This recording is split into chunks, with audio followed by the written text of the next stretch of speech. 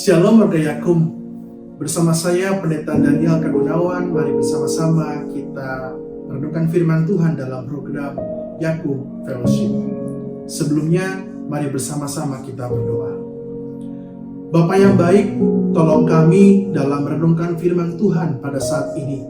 Biarlah firman Tuhan dengan kuasa Roh Kudus-Mu boleh sungguh mengilhami kami, menolong kami bagaimana kami melakukan tugas panggilan kami sebagai Yakum di tengah-tengah Indonesia ini.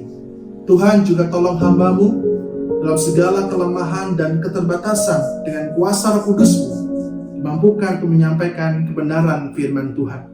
Kami berdoa dalam nama Tuhan Yesus Kristus. Amin. Mari bersama-sama kita membuka bagian firman Tuhan dari Injil Markus 6 ayat 35 sampai 44. Markus 6 ayat 35 sampai 44 saya akan bacakan untuk kita sekalian. Pada waktu hari sudah malam, datanglah murid-muridnya kepadanya dan berkata, "Tempat ini sunyi dan hari sudah mulai malam. Suruhlah mereka pergi supaya mereka dapat membeli makanan di desa-desa dan di kampung-kampung sekitar sini." Tetapi jawabnya, "Kamu harus memberi mereka makan." Kata mereka kepadanya, "Jadi haruskah kami membeli roti seharga 200 dinar untuk memberi mereka makan?" Tetapi ia berkata kepada mereka, "Berapa banyak roti yang ada padamu? Cobalah periksa." Sudah memeriksanya, mereka berkata, 5 roti dan 2 ikan. Lalu ia menyuruh orang-orang itu supaya semua duduk berkelompok-kelompok di atas rumput hijau. Maka duduklah mereka berkelompok-kelompok. Ada yang 100, ada yang 50 orang. Dan setelah ia mengambil 5 roti dan 2 ikan itu, ia menengadah ke langit dan mengucap berkat.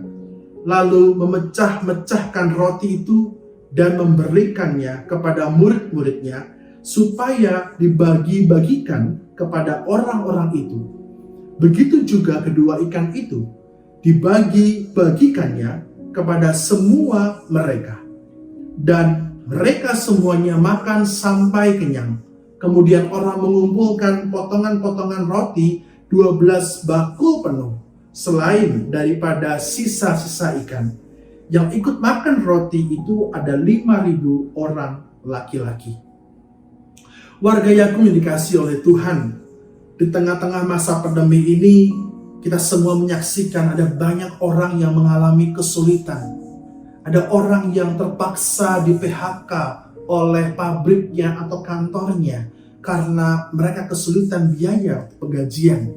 Ada orang yang kemudian harus kehilangan keluarga atau orang yang dikasihi karena meninggal infeksi COVID-19. Ada orang yang kemudian diliburkan tapi tanpa digaji. Ada orang yang kemudian kesulitan mencari oksigen ataupun kamar rumah sakit. Tetapi tidak sedikit pula banyak orang yang kemudian mau bergerak membantu sesamanya dengan perbuatan-perbuatan yang kecil lalu kemudian berdampak sangat besar.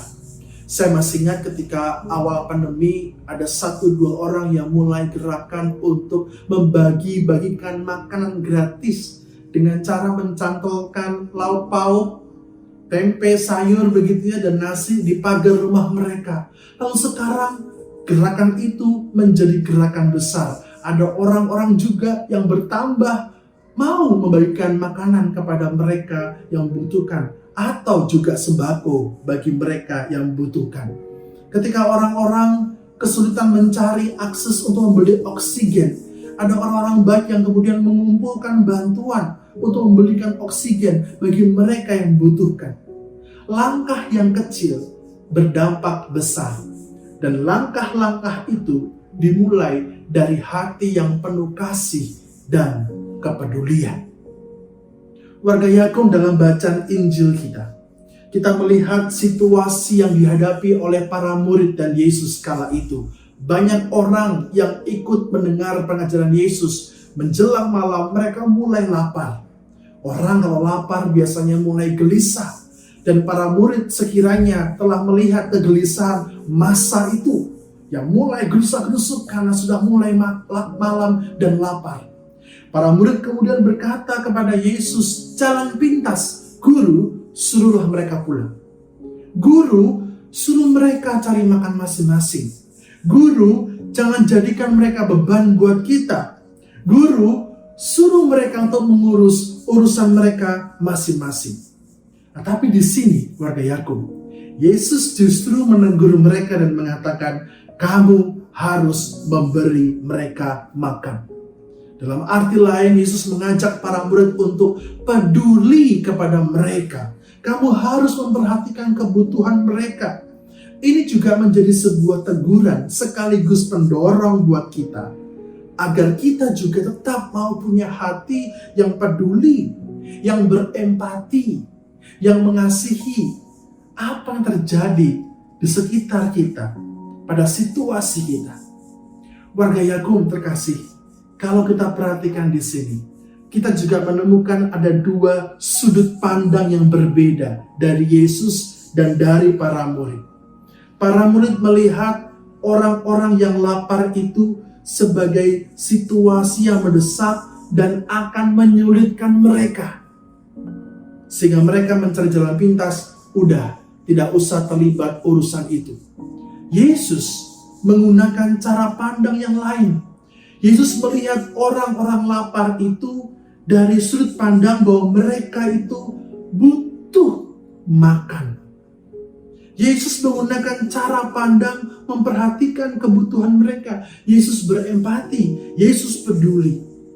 Cara pandang itu juga mempengaruhi bagaimana perbuatan, aksi yang dihasilkan ketika para murid melihat mereka sebagai kasus yang menyulitkan, maka para murid kemudian melihat dari keterbatasan. Kami kasih makan apa?